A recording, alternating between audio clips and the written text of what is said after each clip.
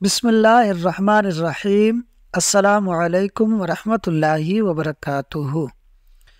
جو انگریز افسران مقبوضہ ہندوستان میں ملازمت کرنے کے بعد واپس انگلینڈ جاتے تو ان کو وہاں کسی بھی قسم کی پبلک پوسٹ کی ذمہ داری نہیں دی جاتی تھی، اور اس کی دلیل یہ ہوتی تھی کہ تم ایک غلام قوم پر حکومت کر کے آئے ہو، جس کی وجہ سے تمہارے طور اطوار اور رویے میں تبدیلی آ گئی ہے۔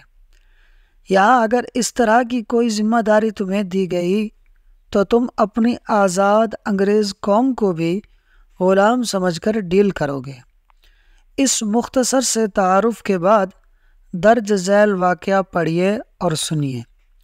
ایک انگریز خاتون جس کا شوہر برطانوی دور میں پاک و ہند میں سول سروس کا آفیسر تھا، خاتون نے زندگی کے کئی سال ہندوستان کے مختلف علاقوں میں گزارے تھے۔ واپسی پر اس نے اپنی یادداشتوں پر مبنی بہت ہی خوبصورت کتاب لکھی۔ اس خاتون نے لکھا ہے کہ میرا شوہر جب ایک ضلع کا ڈپٹی کمشنر تھا، اس وقت میرا بیٹا تقریباً 4 سال کا تھا اور میری بیٹی 1 سال کی تھی۔ ڈپٹی کمشنر کو ملنے والی کئی ایکڑ پر محیط رہائش گاہ میں ہم رہتے تھے۔ ڈی سی صاحب کے گھر اور خاندان کی خدمت گزاری پر کئی 100 افراد مامور تھے۔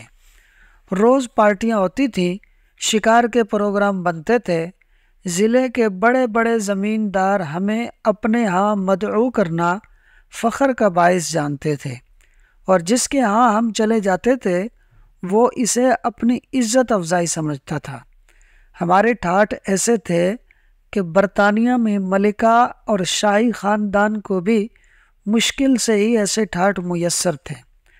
ٹرین کے سفر کے دوران نوابی ٹھاٹ سے آراستہ ایک عالی شان ڈبہ ڈپٹی کمشنر صاحب کی فیملی کے لیے مخصوص ہوتا تھا۔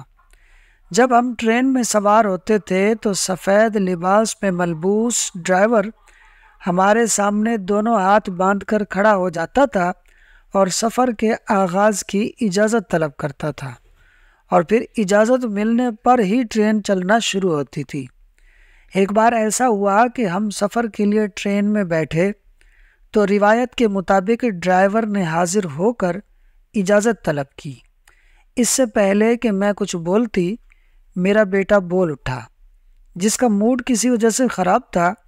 اس نے ڈرائیور سے کہا کہ ٹرین نہیں چلانی۔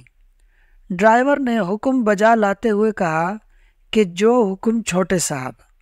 کچھ دیر بعد صورتحال یہ تھی کہ اسٹیشن ماسٹر سمیت پورا عملہ جمع ہو کر میرے 4 سالہ بیٹے سے درخواست کر رہا تھا، لیکن بیٹا ٹرین چلانے کی اجازت دینے کو تیار نہیں تھا۔ بالآخر بڑی مشکل سے میں نے کئی چاکلیٹس دینے کے وعدے پر بیٹے سے ٹرین چلوانے کی اجازت دلائی تو سفر کا آغاز ہوا۔ چند ماہ بعد میں دوستوں اور رشتہ داروں سے ملنے کے لیے واپس برطانیہ آئی۔ ہم بذریعہ بحری جہاز لندن پہنچے۔ ہماری منزل ویلز کی ایک کاؤنٹی تھی جس کے لیے ہم نے ٹرین کا سفر کرنا تھا۔ بیٹی اور بیٹے کو اسٹیشن کے ایک بینچ پر بٹھا کر میں ٹکٹ لینے چلی گئی۔ قطار طویل ہونے کی وجہ سے خاصی دیر ہو گئی، جس پر بیٹے کا موڈ بہت خراب ہو گیا۔ جب ہم ٹرین میں بیٹھے تو عالی شان کمپاؤنڈ کے بجائے فرسٹ کلاس کی سیٹس دیکھ کر بیٹا ایک بار پھر ناراضگی کا اظہار کرنے لگا۔ وقت پر ٹرین نے وسل دے کر سفر شروع کر دیا تو بیٹے نے باقاعدہ چیخنا شروع کر دیا۔ وہ زور زور سے کہہ رہا تھا کہ یہ کیسا الو کا پٹھا ڈرائیور ہے، ہم سے اجازت لیے بغیر ہی اس نے ٹرین چلانا شروع کر دی ہے۔ میں پاپا سے کہہ کر اسے جوتے لگواؤں گا۔ اور اس وقت میرے لیے اپنے بیٹے کو سمجھانا بہت مشکل ہو گیا کہ یہ اس کے باپ کا ضلع نہیں ہے بلکہ ایک آزاد ملک ہے۔